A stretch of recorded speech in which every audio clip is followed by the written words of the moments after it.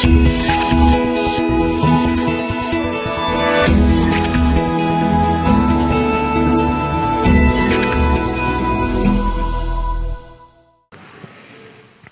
오늘 에베소서 4장 7절에서 16절 말씀 함께 보았는데요. 제목을 한번 따라해 보시기 바랍니다. 그리스도에게까지 자라나야 합니다.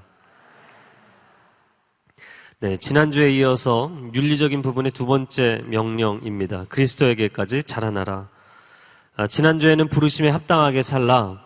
그 부르심 자체가 하나됨의 부르심이기 때문에 부르심에 합당하게 산다는 것은 하나 되어 사는 것입니다. 그렇다면 오늘은 7절의 말씀처럼 각 사람에게 주신 은사대로 섬기며 사는 것, 그것이 부르심에 합당한 삶입니다. 부르심에 따라 산다는 것은 전체로 하나가 되어서 살아가는 것이면서 동시에 각 사람이 해야 될 역할이 있는 것이죠. 첫 번째 부분 7절 말씀을 다시 한번 한 목소리로 읽어보겠습니다. 7절 시작.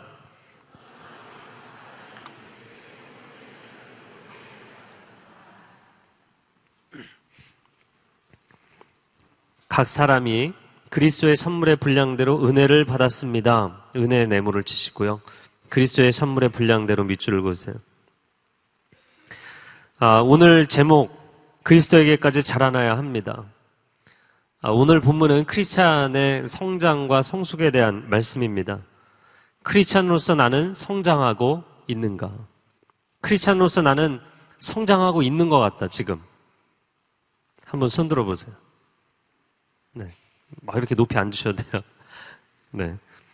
나는 크리스찬으로서 나는 성숙해져 가고 있다. 네. 옆에 사람이 볼까봐. 약간 긴장되는 것 같아요. 그렇죠? 오늘날 한국교회 문제점이 무엇이라고 생각이 되십니까? 양적인 성장은 추구했지만 질적인 성숙을 이루지 못한 것이 한국교회의 문제점이죠. 한국교회의 문제점이라는 것은 바로 우리 자신의 문제죠. 양적인 성장을 추구했지만 질적인 성숙을 이루지 못한 것. 이것도 필요하고 저것도 있어야 합니다. 성장은 있는데 만약에 성숙이 없다면 미숙한 것이죠. 성장은 없는데 성숙만 있다면 조숙한 것이죠. 둘 다 균형이 없는 것입니다. 둘 다 온전한 것은 아닙니다. 예수님의 어린 시절에 대해서 성경이 이렇게 이야기를 합니다. 그 키와 지혜가 자라가며 하나님과 사람에게 사랑을 받으시더라. 그 키가 자랄 뿐만 아니라 그 지혜가 자라가는 인생, 그러한 인생 되기를 바랍니다. 외적인 성장뿐만 아니라 내면에 어린아이가 들어있는 거 말고요. 어른아이라고 하죠. 외적으로는 멀쩡하게 어른이 되었는데 20대, 30대, 40대가 되었는데 내면은 여전히 어린아이가 들어앉아 있는 사람들이 요즘 매우 많아요. 근데 신앙생활도 마찬가지죠. 교회를 오랫동안 다녔어요. 모태신앙이에요. 모태신앙. 네. 대표기도 시켜도 못해. 찬양인도 하라고 하면 못해. 못해요. 아우니 지금 못해. 아무것도 못해요. 20년, 30년, 40년을 교회를 다녔는데 내 안에 영적인 성장과 성숙이 없어요. 어린 아이가 들어 앉아 있는 것이죠. 예수님처럼 그 키와 지혜가 자라가며 하나님에게 사랑받고 사람에게 사랑받는 존귀한 인생이 되는 것, 이것이 크리스찬의 성장과 성숙의 모델이라고 생각이 됩니다. 오늘날 한국 크리스찬들이 설교도 많이 듣고 교회 출석도 오래 했는데 성장하지 못하는 것은 지나친 경쟁 중심의 사회 구조와 업적 위주의 평가와도 관련이 없지 않다고 보입니다. 마치 신앙생활을 하는 것도 학업 성취를 하는 것처럼, 직장에서 커리어를 쌓는 것처럼 생각하는 거예요. 얼마나 배우고 깨달았는가가 핵심이 아니라 학점을 몇 점 받았나, 대학을 어디 나왔나, 이런 것으로 그 사람의 배움의 문제에 잣대를 삼는 것이죠. 신앙을 철저히 인간의 성취로 해석하는 것이에요. 제가 요즘 저희 큰아들이 6학년이기 때문에 중학교를 어디를 보내야 되나 사실 저는 고민하지 않았어요. 근데 저희 아내가 고민을 해서 같이 고민을 하고 있어요. 기도하고 있는데 한국에서는 배움보다는 공부를 중요하게 생각하죠. 애가 얼마나 인생을 배웠는가, 아이가 얼마나 사람에 대해서, 세상의 이치에 대해서 배웠는가 보다는 공부. 앉아서 책상에 몇 시간 앉아 있었고, 학원을 몇 개를 다녔고, 학교에서 등수를 몇 등을 받았고, 공부를 시키는 것이 아니라 아이가 인생에 대해서 지혜를 배우고 지식을 배우고 진리를 배우기를 원해요. 오늘날 한국 사회에는 너무나 많은 사람들을 밀어붙여서 여기까지 왔어요. 그러니까 밀어붙여서 오는 것으로 사람들의 내면이 행복하지 않고 성숙해질 수가 없죠. 한국에 있는 젊은이들, 한국에 사는 모든 사람의 공통된 문제점이라고 생각이 돼요. 그렇잖아요. 우리가 이 사회 안에서 살려면 이 세상에 기본적인 속도가 있기 때문에 각자가 아무리 느리게 살아도 굉장히 빨리 갈 수밖에 없어요. 같이 버스를 타고 같이 지하철을 타면 적어도 그 속도는 따라가줘야 되는 거예요. 자기가 거기서 뛰어내리지 않는 이상. 끊임없이 세상이 빠르게 돌아가기 때문에 우리도 함께 빨리 돌아가고 있는 것이죠. 사람들이 정상적이기가 어렵다라고 생각이 됩니다. 그런데 오늘 읽은 본문에서 뭐라고 말씀을 하냐면 우리가 섬길 수 있는 것조차도 신앙이 지금 성장에 대해서 오늘 전체적으로 이야기를 하는데 신앙이 성장할 수 있고 우리가 신앙의 표현으로 섬길 수 있는 것조차도 은혜라는 거예요. 은혜. 신앙의 시작만 은혜가 아니라 섬김과 봉사도 은혜라는 것입니다. 물론 봉사는 사람이 하는 것이죠. 그러나 그 봉사의 원천이 될 수 있는 능력도 하나님이 주시는 것이기 때문에 하나님의 선물이라는 것이에요. 그러므로 우리 신앙의 출발점인 믿음도 선물이고 우리 신앙의 과정인 섬김도 선물이고 우리 신앙의 종착지인 최종적인 구원의 문제도 선물입니다. 할렐루야. 선물이 아닌 것이 없어요. 선물이 아닌 것이 없어요. 이것을 우리가 알아야만 제대로 모든 것을 시작하고 과정을 만들어갈 수 있다는 것입니다. 우리가 하나님을 섬기면서도 섬길 수 있다는 것이 얼마나 감사한 것인지를 알아야 합니다. 학생들이 앉아서 공부를 하면서 내가 이렇게 공부를 할 수 있다는 것이 얼마나 감사한지. 아프리카의 많은 나라들 가운데 어린아이들이 학교를 가지 못하고 돈을 벌어와야 되기 때문에 집안일을 도와야 되기 때문에 학교에 가는 게 꿈이지만 학교에 갈 수 없는 수많은 아이들이 있죠.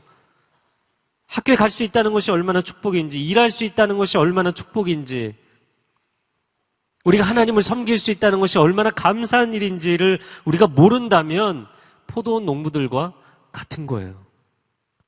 포도원 농부의 비유가 사복음서에 여러 곳에 나오는데요. 마가복음 12장에 보면 소작농들은 주인이 먼 나라에 가서 추수할 때가 된 것을 알고 소출 얼마를 달라고 요구를 했더니 종들을 보냈는데 종들을 때리고 죽이고 마지막에는 아들까지 보냈는데 아들마저도 죽여버렸어요. 그러나 원래 포도원 주인이 어떻게 해 주었는가? 그 마가복음 12장 1절 말씀에 분명히 나옵니다. 한번 같이 읽어볼까요? 시작.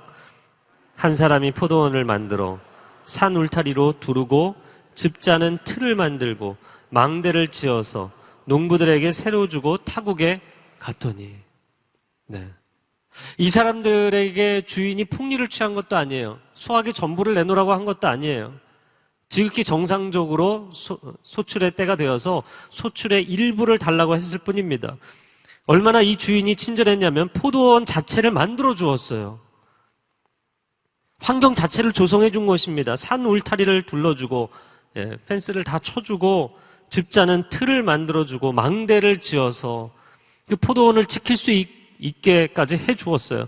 망대는 높이 쌓아서 혹시 다른 사람들이 도둑이 찾아오거나 들짐승이 공격하지 못하도록 망대에서 와치할 수 있게 감시할 수 있도록 해준 것이거든요. 너무나 모든 것을 완벽하게 만들어 준 것입니다. 하나님은 아름다운 세상을 지으시고 우리가 그 한가운데 살 수 있는 특권을 주신 줄로 믿습니다. 살아가는 것 자체가 하나님의 은혜인 것이죠. 그러면 내가 원하는 분량대로 받는 것이 아니라 그리스도께서 정하신 분량대로 받는 것이니까 내가 원하는 만큼 충분히 받지 못하는가? 그렇지 않죠. 오늘 7절 말씀해 보면 그리스도의 선물의 분량대로 주신다 라고 말씀합니다. 하나님은 우리가 구하는 것이나 생각하는 것보다 훨씬 더 넘치도록 부어주시는 분인 줄로 믿습니다. 사실 나는 내가 생각하는 것보다 훨씬 더 많은 가능성을 갖고 있다는 것을 알아야 합니다. 네. 저를 한번 따라해 보세요. 내가 생각하는 것보다 나는 훨씬 더 괜찮은 사람이다. 아멘. 여러분 정말 그렇게 생각하세요? 아니요. 네, 굉장히 솔직하게 대답을 해주셔서 고마워요. 여러분 사람이 평생 자기 두뇌를 개발해도 다 사용하지 못한다고 이야기를 하죠. 네. 여러분 너무 공부를 열심히 해서 머리에 쥐가 나본 경험이 있으십니까? 할렐루야. 여러분 사람이 아무리 평생에 열심히 공부를 해도 자기 브레인을 끊임없이 사용을 하고 개발을 해도 다 사용하지 못한다고 이야기를 하죠. 그리고 심지어 아인슈타인 같은 사람도 상대성 이론을 만든 이런 놀라운 과학자도 평생에 자기 두뇌를 사용해서 20%밖에 쓰지 못했다 이야기합니다. 그래서 보면 초능력이라는 것이 인간에게 있어요. 그 초능력이 특정 소수의 사람들에게만 있는 것이 아니라 모든 사람에게 있어요. 여러분에게도 있나요? 분명히 있나요? 분명히 있어요. 아멘 노멘이 아니고 있어요. 여러분 다 경험했습니다. 시험 전날 되면 갑자기 초능력이 발휘되지 않나요? 한 달 내내 책을 봐도 몇 페이지 넘기기 힘들었거든요, 분명히. 시험 전날 되면 막 책 몇 권씩 읽고 그러잖아요. 초능력이 발휘되죠. 갑자기 정보를 해석하고 정보를 받아들이는 속도가 엄청나게 빨라지잖아요. 초능력은 사실 모든 사람에게 있어요. 우리가 생각할 때 그것이 초능력일 뿐이지 사실은 하나님이 정상적인 범주의 능력으로 우리에게 주신 것들이에요. 다만 그것을 알고 사용하는 사람이 있는가 하면 모르고 땅에 묻어두고 있는 사람들이 있을 따름입니다. 저는 여러분이 그것을 발견했으면 좋겠어요. 네, 별로 원하지 않으시네요. 발견하셨으면 좋겠어요. 여러분의 인생에 기적이 일어나기를 원하시죠? 내 인생에 막혔던 길들이 열리기를 원하시죠? 하나님이 갑자기 나타나서 도깨비 방망이를 두드리면 일어나는 사건이 아니라 이미 여러분에게 주신 그것을 땅에서 다시 끄집어내면 당신의 인생에 놀라운 기적이 일어날 것입니다. 네, 일어나게 돼 있어요. 오늘 본문의 8절부터 10절까지 말씀, 이어진 말씀을 한번 같이 읽어보겠습니다. 시작.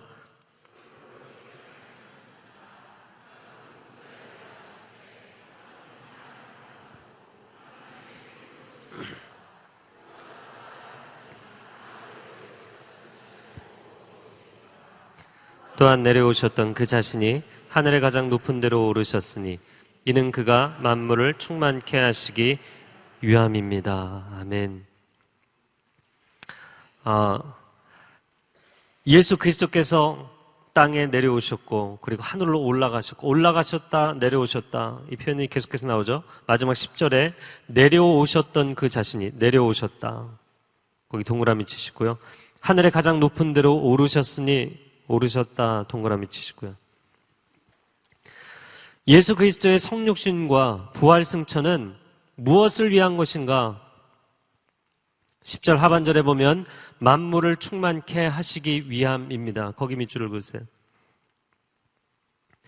에베소서 1장 23절 우리말 성경에 교회는 그리스도의 몸이요 만물 안에서 만물을 충만하게 하시는 분의 충만입니다. 아멘. 하나님의 아들이 왜 이 낮고 어두운 곳까지 오셨는가? 그것은 만물을 충만하게 하시기 위함이라는 거예요. 지금 이 말씀들이 계속 연관이 되어 있는 말씀이에요.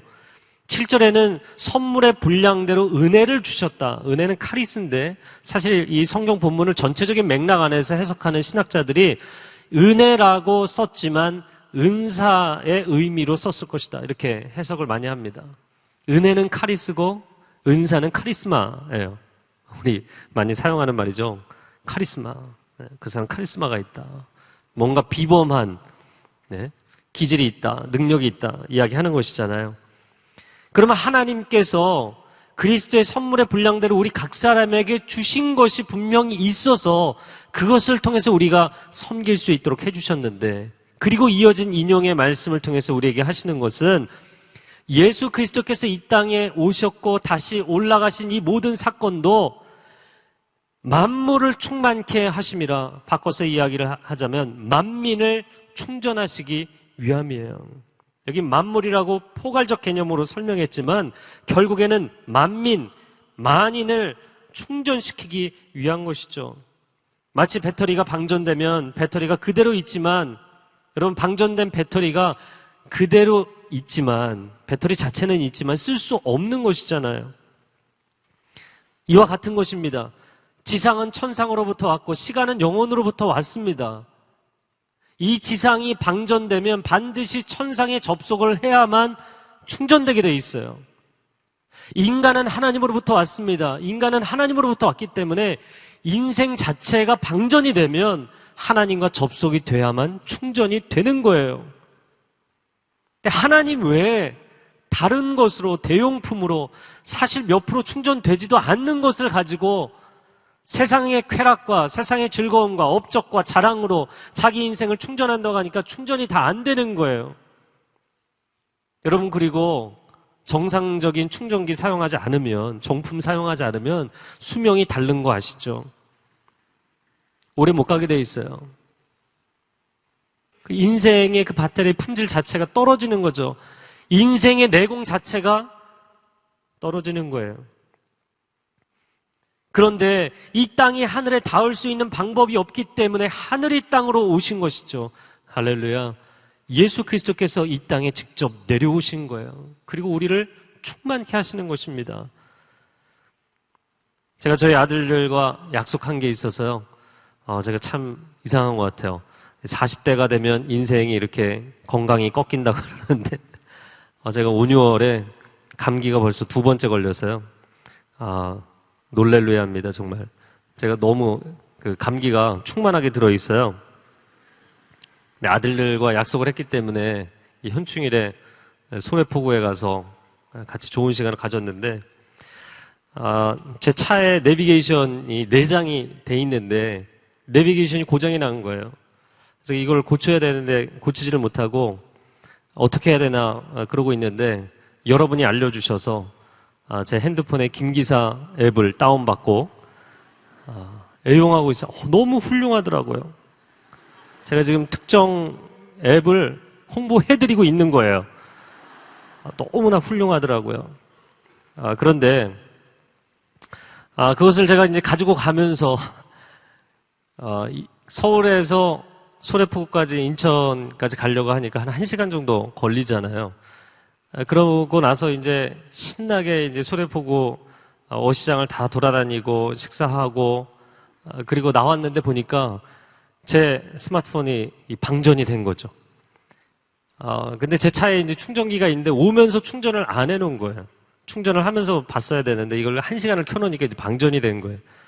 그러니까 아이들과 그냥 그늘에 앉아서 충전이 될 때까지 차를 켜놓고, 왜냐면 거기서 제가 돌아오는 길을 모르거든요. 네. 인간이 오늘날 스마트폰을 이용하고 내비게이션을 이용하느라 완전히 바보가 돼 있다, 그런 생각이 듭니다. 여러분, 왜 하나님의 아들이 천상에서 이 지상까지 내려오셔야만 했는가? 왜 하나님의 아들이 창세기 28장 베델에서 보았던 야곱의 사닥다리, 요한복음 1장에 보면 나다나엘에게 말씀하셨던 그 사닥다리, 예수 그리스도 자신을 가르치잖아요. 예수 그리스도가 천상과 지상을 잇는 유일한 커넥션이 되고 링크가 되어서 그 위에 천사들이 오르락 내리락 한다. 이렇게 말씀을 하고 있어요. 할렐루야. 그래서 우리가 사실 영적으로도 정확한 그림입니다. 회로상으로 보면 예수 그리스도는 천상과 지상을 연결하는 유일한 회로가 되는 줄로 믿습니다. 그 전기가 흐르잖아요. 우리가 예수 그리스도의 이름으로 하나님 앞에 기도합니다. 근데 기도하면 계시록에 보니까 천사들이 우리의 기도를 금 대접에 받아서 기도의 향을 하나님 보좌 앞으로 가지고 올라갑니다. 근데 천사들이 있다고 무조건 그게 되는 것이 아니라 예수 그리스도께서 길을 놔주셔야만 되는 것이에요. 그러므로 그분이 우리의 방전된 인생에 내려오셔서 우리를 충전해 주셨다는 것이 얼마나 감사한 일이냐는 것이죠. 그분이 생명을 쏟아 부으시기까지 우리에게 우리의 방전된 인생을 충전시켜 주신 분이십니다. 그러므로 7절에 이야기하는 그리스도의 선물의 분량대로라는 것은 생명까지 내어주시는 어마어마한 분량인 것이죠. 묵상을 해보니까 하나님의 아들이 수천 년을 기다려서 단 33년 이 땅에 계셨고 단 3년 공생의 사역을 하셨으며 단 3일 동안에 십자가의 자기 방전과 부활의 충전을 통해서 온 인류와 온 만물을 영원토록 충전해 주신 줄로 믿습니다. 그래서 우리가 언제나 예수 그리스도의 이름에 의지하기만 하면 우리 인생은 다시 충전이 되는 것이에요. 네, 저는 여러분이 그것을 온전하게 체험하기를 바랍니다. 이 현대사회가 너무나 빨리 돌아가다 보니까 분명히 정서적인 이 이모셔널 탱크라고 이야기를 하죠. 이 감정도 한계치가 있다는 거예요. 회사에서 상사가 끊임없이 나를 괴롭혀요. 제 얘기 아니에요. 여러분 얘기예요. 회사에서 상사가 끊임없이 괴롭혀요. 집에 가면 스트레스 좀 풀릴 줄 알았더니 집에 가면 또 부모님이 괴롭혀요. 형제들이 괴롭혀요. 여러분도 만만치 않게 괴롭혀요. 서로가 막 스트레스 주고받으면 이 감정 탱크가 바닥이 나기 시작하는 거예요. 여러분, 감정 탱크가 바닥이 나면 차가 이 기름이 떨어지면 계속 갈 수 있나요? 갈 수 없어요. 근데 여러분의 감정 탱크가 바닥이 나는데 계속 가죠. 감정 탱크가 있는 것조차 모르고 계시는 것 같아요. 여러분, 바닥이 났는데 질질 끌면서 갑니다. 여러분, 차를 목적지가 한 10km, 별로 안 되죠. 차로 가면 10km를 기름이 바닥 났는데 차를 끌어서 간다든지 밀면서 간다고 생각해 보세요. 10km를 가는 게 쉬울까요? 굉장히 짧은 거리인데 인생이 고통스러운 거예요. 여러분, 아무리 바빠도 말씀 앞에 무릎을 꿇으세요. 하나님의 임재 가운데 무릎을 꿇으세요. 예배의 자리에서 하나님의 임재로 충전이 되지 않는 이상 인간은 어느 이상 가면 멈추게 되어 있습니다. 스탑. 그리고 갑자기 멈추게 되면 인생이 당황하게 되어 있어요. 하나님의 은혜가 여러분의 삶 가운데 날마다 충만하기를 주님의 이름으로 축복합니다. 네. 두 번째 나누고 싶은 것 11절 말씀입니다. 오늘 본문의 11절 같이 읽어보겠습니다. 시작. 그가 어떤 사람은 사도로, 어떤 사람은 예언자로, 어떤 사람은 복음 전도자로, 어떤 사람은 목사로, 어떤 사람은 교사로 삼으셨으니. 자, 이제 우리에게 은혜와 은사를 그분의 선물의 분량대로 주셔서 우리를 충전하셔서 우리가 어떠한 일을 감당할 수 있는 자리에 서도록 해주신다. 그것이 11절의 말씀입니다. 네. 사도에 동그라미 치시고 예언자, 복음 전도자, 목사, 교사 동그라미 치세요.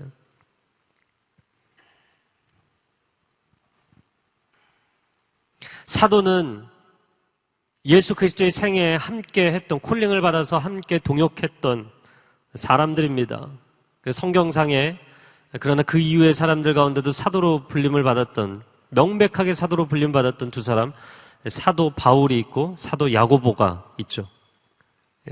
사도행전 15장을 보면 야고보가 예루살렘 교회의 리더 역할을 합니다. 선지자는 사도행전 13장 1절을 보면 안디옥 교회에 선지자들이 있었다. 그래서 초대교회에만 있었던 두 가지 직분, 사도와 선지자입니다. 예언자. 그래서 오늘날 이 시대 교회에는 없지만 초대교회에 있었던 두 가지 직분이죠. 사도와 예언자입니다.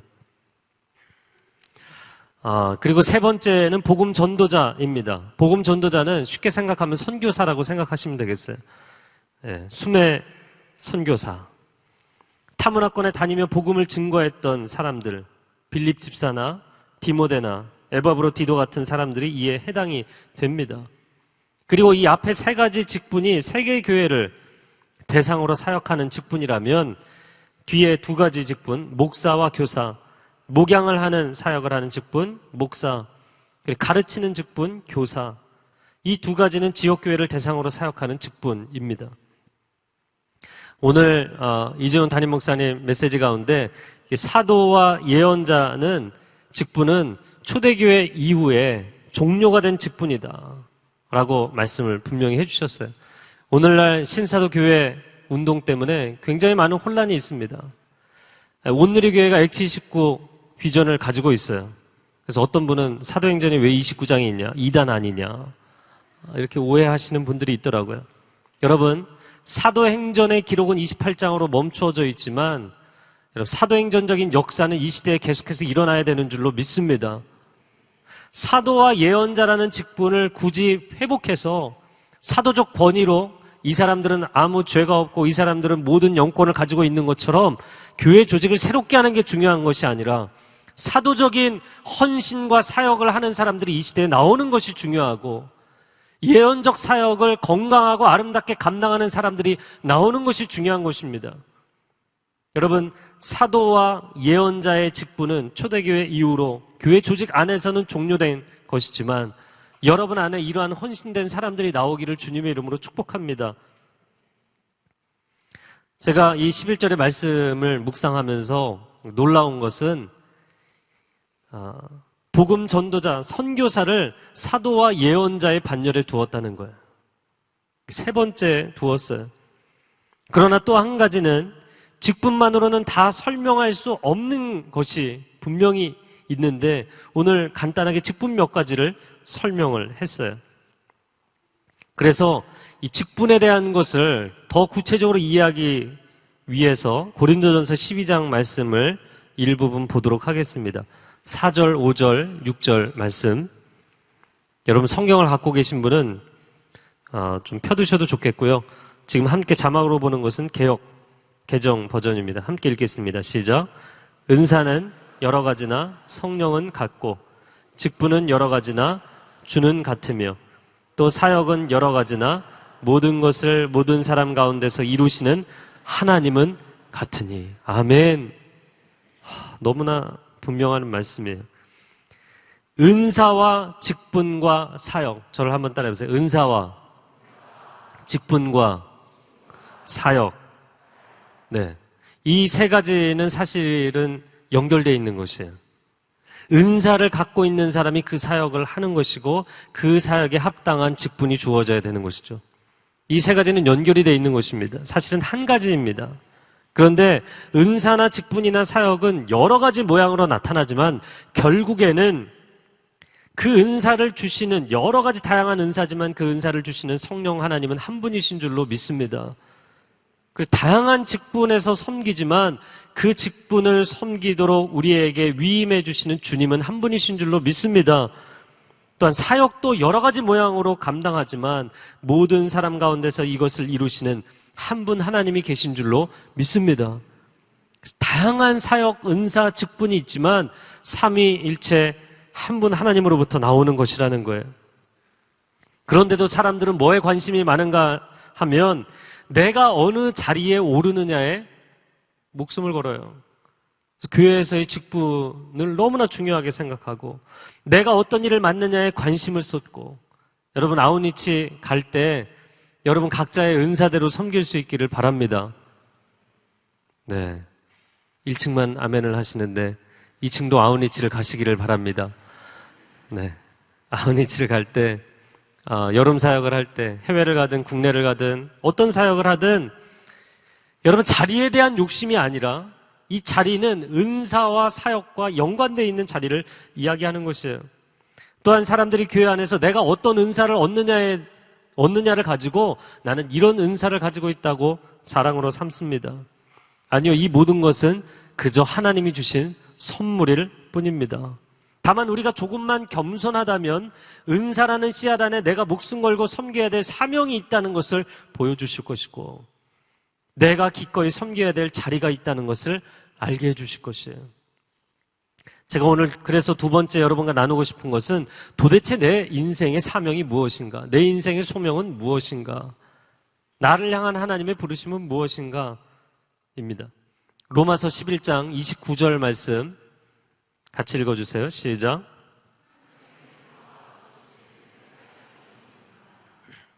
로마서 11장 29절 말씀 너무나 중요한 말씀이에요. 여러분, 사실은 설교 때 이야기를 하고 여러분이 성경 공부를 하고 밑줄을 그어놔도 자꾸 까먹어요. 여러분 그 스마트폰에 적어놓든지 아니면 여러분의 노트북에 적어놓든지 오늘 집에 가서 여러분의 방에다가 써놓으세요. 로마서 11장 29절 다시 한번 저를 따라해보세요. 하나님의 은사와 부르심에는 후회하심이 없느니라. 네, 결론부터 세 가지를 이야기하면 첫 번째, 은사와 부르심은 세트 메뉴예요. 함께 가게 돼 있어요. 당신에게 어떤 은사가 드러난다면 그것이 하나님의 부르심이에요. 은사는 부르심을 알게 되는 굉장히 중요한 키워드입니다. 반대로 이야기를 하자면 부르심에 순종하면 감당할 수 있는 은사를 부어주십니다. 두 번째, 로마서 11장 29절의 아주 중요한 표현은 첫 번째 표현이에요. 굉장히 간단한 구절이잖아요. 하나님의 은사입니다. 저를 한번 따라해보세요. 은사는 나의 은사가 아니라 하나님의 은사입니다. 은사는 나의 은사가 아니에요. 나는 은사를 가지고 있는 것이 아니라 은사의 청지기로 은사를 담아두고 있을 뿐입니다. 그래서 하나님의 영광을 위해서 사용하지 않으면 하나님이 거두어 가시게 돼 있어요. 당신의 은사가 당신에게 복이 되지 않게 되게 돼 있어요. 은사의 청지기일 뿐입니다. 은사 자체는 하나님의 것이에요. 그런데 이 은사는 영적인 은사도 있지만 자연적인 재능도 있고 선천적인 기질도 있어요. 기질, 성품의 문제, 재능의 문제, 영적인 은사의 문제, 이 포괄적으로 이 세 가지 모두는 하나님의 것인 줄로 믿습니다. 하나님의 영광을 위해 써야 돼요. 세 번째, 저를 한번 따라해보세요. 부르심도 하나님의 부르심입니다. 나는 부르심을 받은 것이고 부르신 이는 하나님이십니다. 그래서 소명은 내가 만드는 게 아니에요. 콜링은 받는 거지 내가 나한테 전화하고 걸어서 자기 혼자 통화하는 거 아니에요.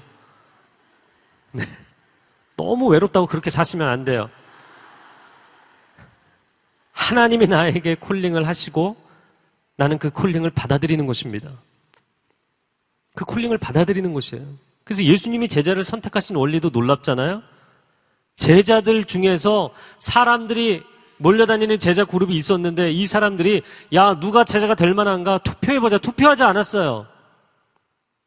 선착순으로 지원하지도 않았어요. 원서를 내서 원서를 낸 중에서 한번 뽑아달라고 하자 그러지도 않았어요. 예수님이 혼자 밤새 기도하고 12명 뽑았어요. 콜링입니다.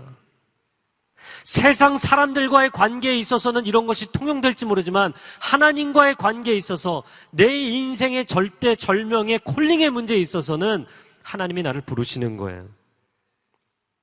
그리고 내가 반응하는 것입니다. 그러므로 부르신 그분께서 책임지실 것입니다. 아멘.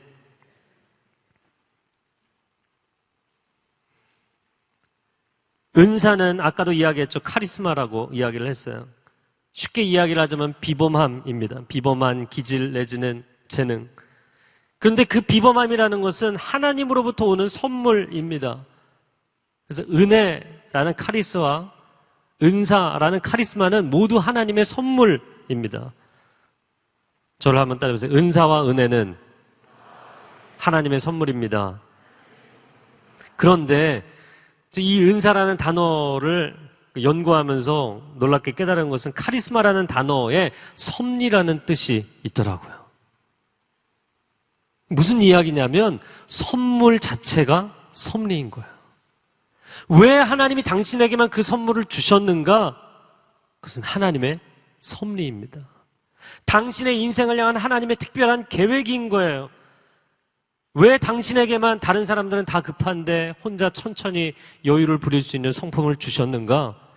그건 하나님의 섭리예요.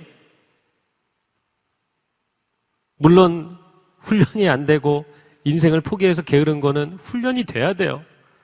그러나 정말 어려운 상황에서도 여유를 부리는 사람들이 있거든요. 기질상 하나님이 주신 기질이에요. 할렐루야.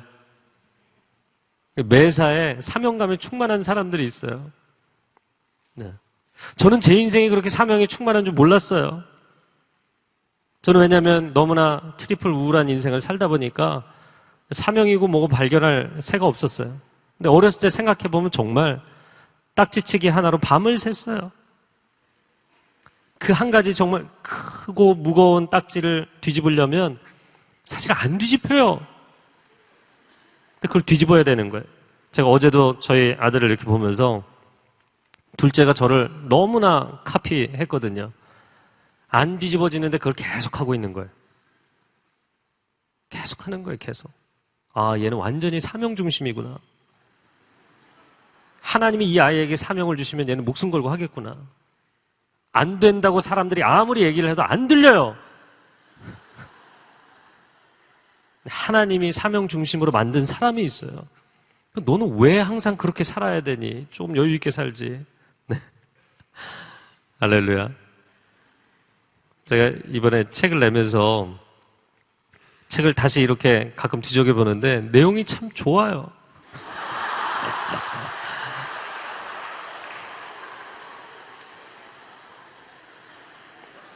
근데 제가 지난 세월 동안 15권의 책을 번역을 하고 이제 책을 썼는데 사람들이 언제 그렇게 책을 썼냐고, 번역을 하고 나면 언제 그렇게 번역을 했느냐고 제가 대답하는 말이 있어요. 전 피곤한 성격이다. 해야 될 일을 다 했는데 아직도 나에게는 뭔가를 더 해야 될 것 같아. 밤을 새면서 번역하고 밤을 새면서 책을 쓰고 뭔가를 해야 돼. 뭔가 이렇게 사명이 있어야 돼. 그런 사람들이 있어요. 그래서 인생의 열정이 발화점이 되기 전까지는 아무것도 안 하다가 딱 발화점을 넘어서는 순간, 성령의 터치하심을 받는 순간 그 사람의 깊이 내재되어 있는 미션 오리엔티드, 사명에 목숨을 거는 성향이 확 드러나는 사람들이 있어요.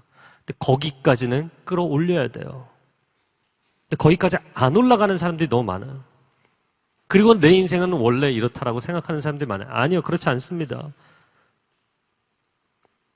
여러분, 하나님이 당신에게 특별한 은사나 기질이나 재능을 주셨다면 반드시 계획이 있는 것입니다. 제가 두 가지 에피소드를 얘기 드리겠는데요. 전에도 한번 사실 첫 번째 에피소드는 나눴던 건데, 지성이와 지훈이 가서 얘기하지 마세요. 한 배에서 태어났는데도 너무나 달라요. 지성이는 책을 좋아하고 지훈이는 음악을 좋아합니다. 그게 제가 본 판단이에요. 근데 제가 그렇게 이야기하는 걸 저희 아내는 좋아하지 않아요. 아이들이 두루두루 아직 배울 시기이고 가능성이 있는데 왜 그렇게 제한을 하느냐. 난 제한을 하는 게 아니라 하나님이 그렇게 지으셨다. 저희 첫째가 책을 참 좋아합니다. 그리고 글을 쓰는 걸 보면 일기 막 너무 쓰기 싫어해요. 저도 방학 때, 초등학생 때 30일치 몰아서 쓰고 그랬어요. 정말 쓰기 싫었어요. 저희 아들이 쓰는 거 별로 안 좋아합니다. 그런데 쓰면 감동이 있고 뭉클한 이야기들을 써요. 네, 저희 첫째를 차에 태우고서 정말 제가 여러 번 시도했습니다. 그 아이가 좋아할 만한 여러 장르의 음악들을 틀어줘 봤는데 다 끄라는 거예요, 음악을. 자기가 좋아하는 이야기 CD만 틀어달라는 거예요. 이야기 CD를 아예 그냥 자기 앉는 자리가 있거든요. 두 아들이 앉는 자리가 있는데 자기 앞쪽에 있는 그러니까 보조석, 엄마가 앉는 자리 이제 뒤에 팝킷이 있는데 거기다가 항상 이야기 CD를 꽂아놓고 들었던 CD를 또 듣는 한이 있어도 음악은 안 듣겠다는 거예요. 네. 근데 제가 둘째를 캐나다에서 만 2살 반 때 차에 태우고서 잠시 이동할 일이 있었는데 제가 신경을 써서 틀어줬어요. 꿈이 있는 자유. 틀어줬는데 아이가 볼륨을 높여달라고 하는 거예요. 제가 정말 심장이 터지는 줄 알았습니다.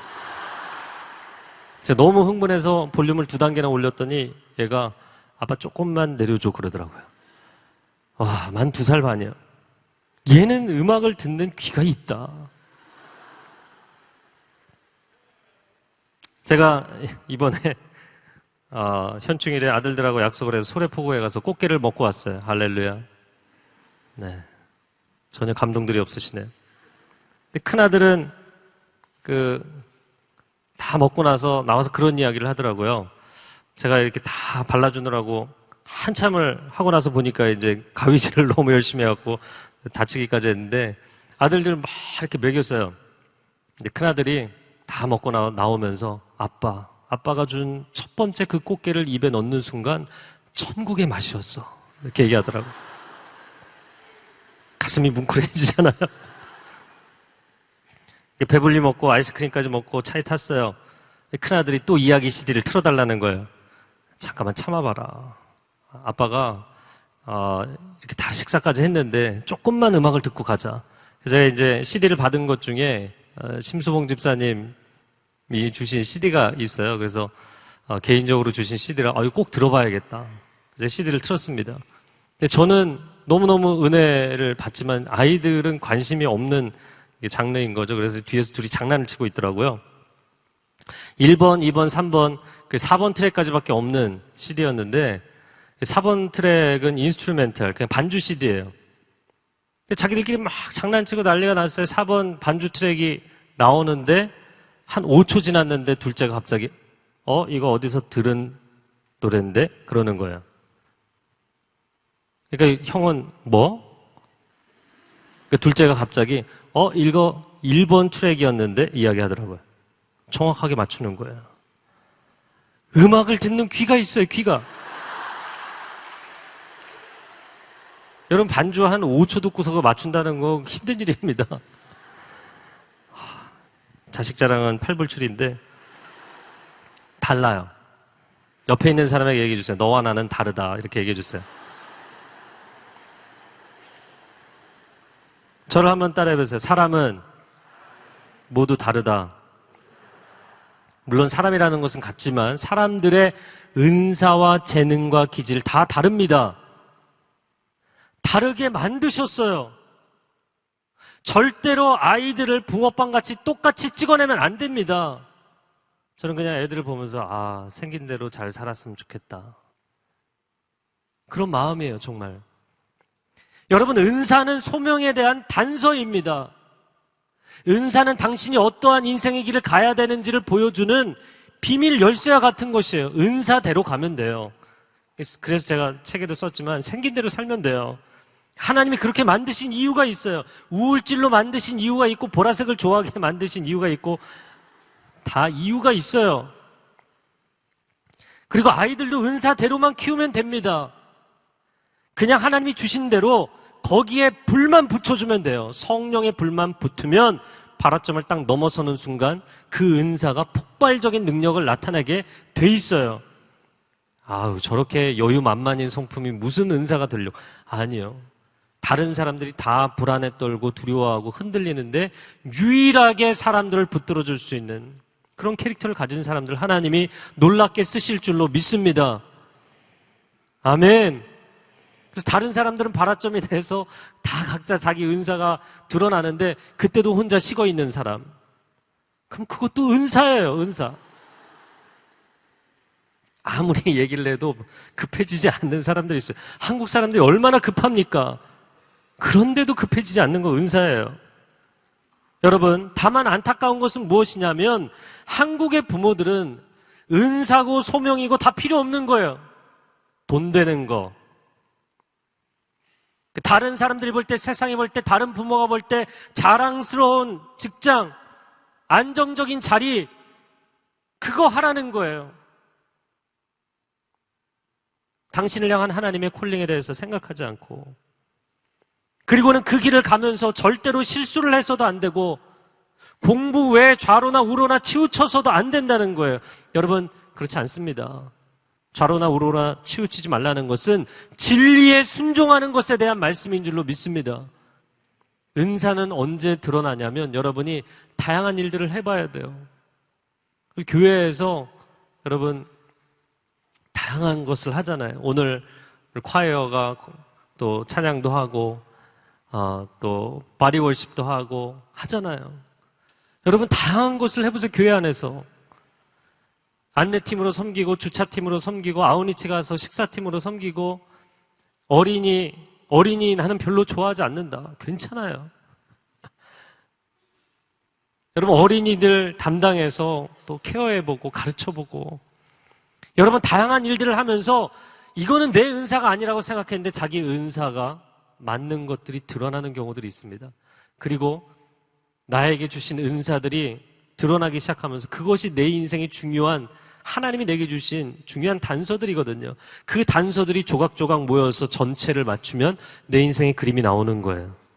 아, 난 이걸 해야 되는구나. 난 이걸 해야 행복하구나.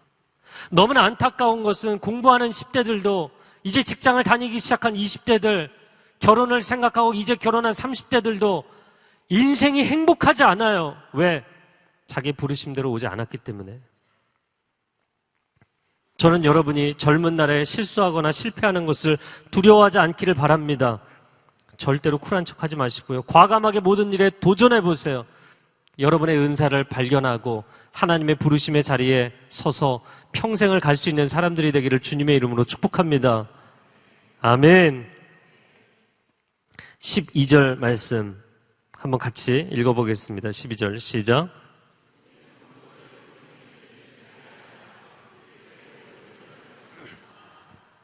12절에 성도들을 섬기는 일을 준비하게 하며 거기 준비에 동그라미 치시고요.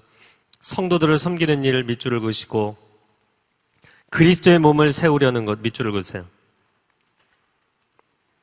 물론 해석상의 차이가 있을 수 있겠지만 헬라어 원전을 보니까 성도들을 준비시켜서 섬기는 일을 하게 하며 이것이 어순상으로 더 맞는 것 같아요. 성도들을 준비시켜서 섬기는 일을 하게 한다.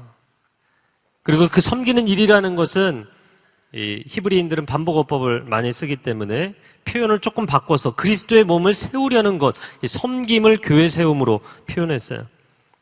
왜 하나님께서 우리를 충전해 주시고 직분을 주시는가? 성도들을 준비시키기 위해서다. 근데 여기 준비라는 단어가 어떤 단어냐면 부러진 뼈를 고친다는 뜻이에요. 찢어진 그물을 수리한다는 뜻입니다. 제가 아까 이야기한 충전과 사실은 거의 같은 개념입니다. 그물이 여기 그대로 있어요. 그물이 있긴 있는데 찢어졌기 때문에 그물을 아무리 던져봤자 물고기가 잡히지 않아요.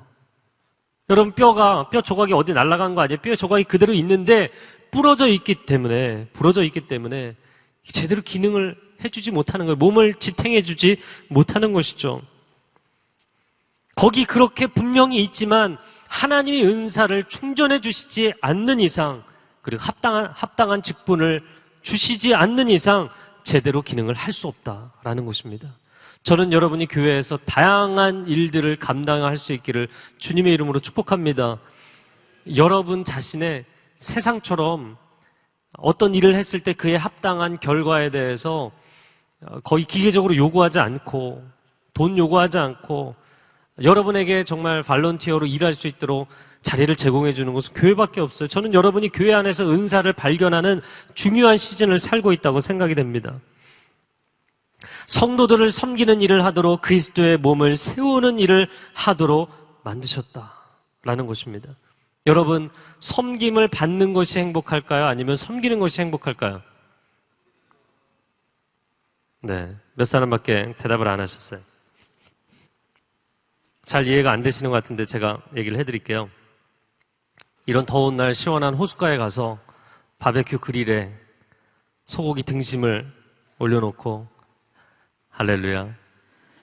정말 맛있는 소금과 맛있는 후추가 필요해요. 이 두 가지만 있으면 끝이에요. 해서 가만히 앉아서 구워주는 것을 먹는 게 행복할까요? 아니면 내가 사랑하는 사람에게 그런 요리를 해주는 게 행복할까요?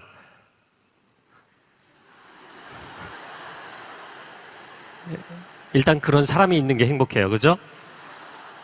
뭐 주든 받든 하여튼 그런 사람이 일단 있어야 돼. 그죠?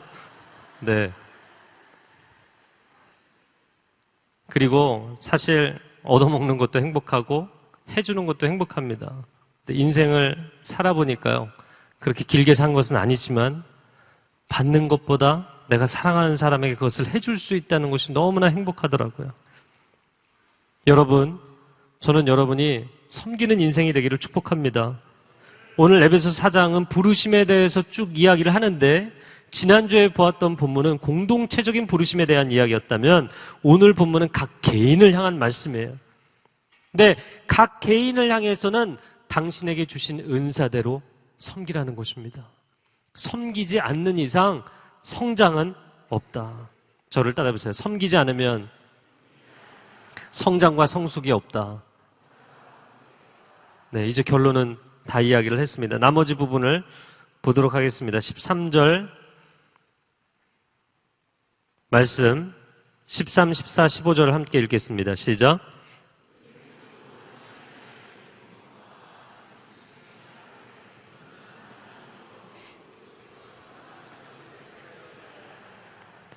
우리는 더 이상 사람들의 속임수, 곧 거짓된 관계로 인한 술책에 넘어가 온갖 교훈의 풍조에 떠밀리고 휩쓸리는 어린아이가 되지 말고 사랑 가운데 진리를 말하며 범사의 머리 되시는 그리스도에게까지 자라나야 합니다. 아멘. 13절에 우리는 모두의 동그라미 치시고요. 하나님의 아들을 믿는 것과 아는 지식에 하나가 되어 밑줄을 그으시고요. 온전한 사람의 내물을 치세요. 14절에 더 이상 사람들의 속임수 거짓된 관계로 인한 술책에 넘어가 온갖 교훈의 풍조에 떠밀리고 휩쓸린 어린아이의 내물을 치시고요. 어린아이가 되지 마라. 사실 13, 14절이 이야기하는 것은 어린아이가 되지 말고 온전한 사람이 되라는 것입니다. 그래서 온전한 사람과 어린아이를 쭉 긋고 vs 내지는 대자를 쓰세요. 우리 모두가 도달해야 된다. 13절에는 모두가 해야 될 것을 이야기하고 있어요. 7절부터는 각 사람에게 주신 7절 시작에 각 사람이라고 나오죠. 각 사람의 동그라미 치시고요. 모두하고 쭉 연결해서 vs 쓰시고요. 은사는 각 사람이 받은 대로 섬기는 것입니다. 그러나 그렇게 섬기는 우리 모두가 가져야 되는 공통분모가 있는데 그것은 무엇이냐면 하나님의 아들을 믿는 것과 아는 지식에 하나가 되어야 돼요. 이게 통일이 되어야 된다는 거예요. 이것을 쉽게 이야기하자면 이런 것이에요. 믿음은 있는데 실천은 하지 않는 것. 여기서 아는 지식이라는 것은 체험적인 알을 이야기하는 거예요.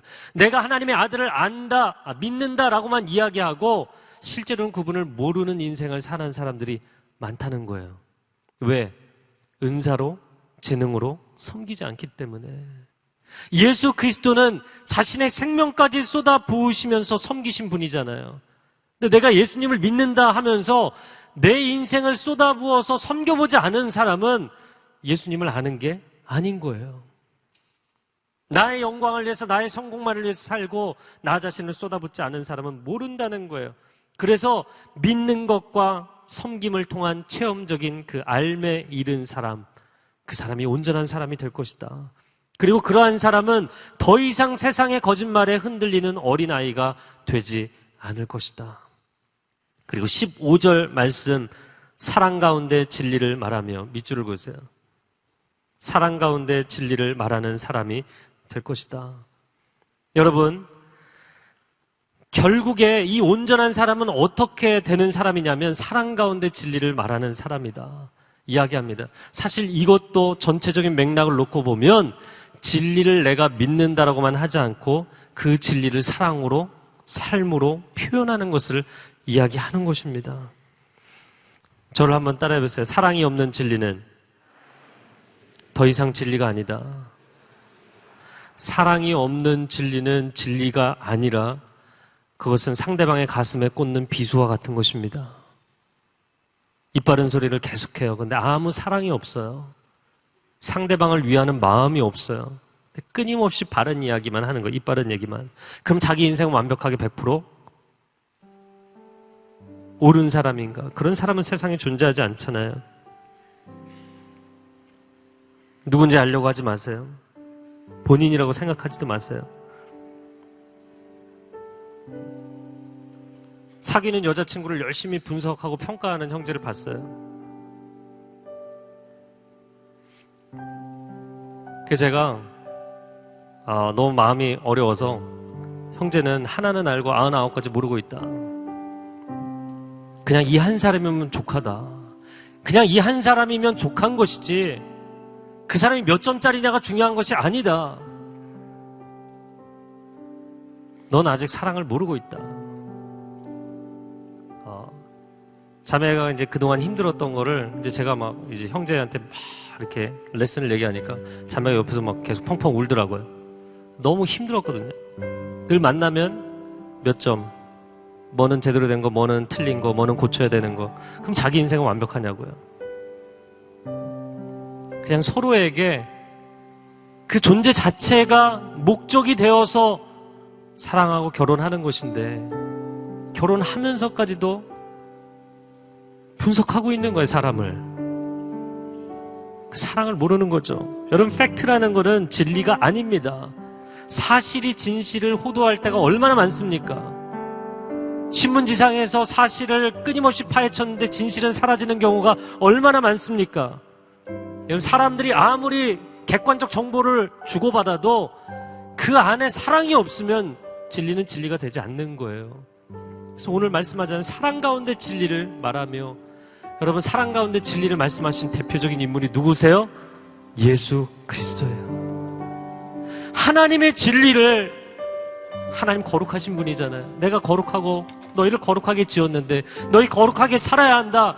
진리는 이것이다. 기준은 이것이다. 근데 하나님의 진리를 예수님이 까다롭게 이야기하셨냐고요. 자기 목숨까지 십자가 위에서 내어주시는 사랑으로 그 진리를 말씀하셨죠. 사랑이 아니고는 아무 이야기를 하지 말아야 합니다. 사랑이 아니고는 바른 이야기도 하지 말아야 합니다. 사랑이 아니고는 충고하지 말아야 합니다. 사랑이 아니고는 내가 당신 곁에 서 있다고 얘기할 수 없는 거예요. 사랑이 아니고는 세상에 그 어떤 것도 의미가 없는 거예요. 머리 되시는 예수 그리스도의 장성한 분량에 충만한 데까지 자라가라는 것이 무엇인 줄 아세요? 사랑으로 진리를 이야기하신 그분을 닮아가라는 거예요. 누군가를 섬겨보지 않은 사람, 늘 대접받고 늘 부모에게 도움받고 늘 문명사회의 이익만을 누리고 살아간 사람들, 결혼하는 거 누군가를 섬겨야 되기 때문에 불편하고, 어린아이들 귀찮게 하기 때문에 내가 섬겨야 되기 때문에 불편하고, 여러분, 섬김의 여름이 되기를 바랍니다. 눈을 감으시고요.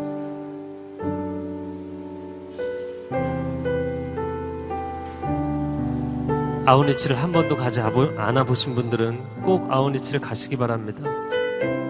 나는 불편한 것 못 참고 힘들지라도 섬김을 알지 못하는 사람은 성장과 성숙을 알지 못합니다.